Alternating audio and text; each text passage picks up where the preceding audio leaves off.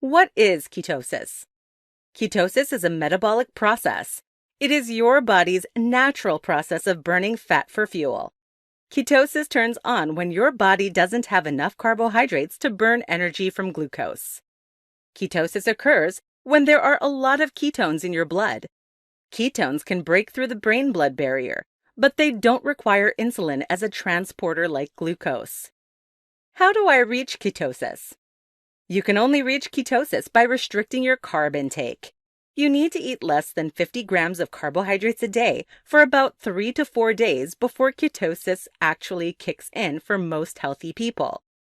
After that, you must maintain your low carbohydrate intake to sustain your ketosis. Your exact body and needs will determine how many carbohydrates you're allowed to consume. For instance, some people will only be allowed to eat around 20 carbohydrates a day, while others will be able to eat around 40. Those with a more active lifestyle tend to eat more carbs.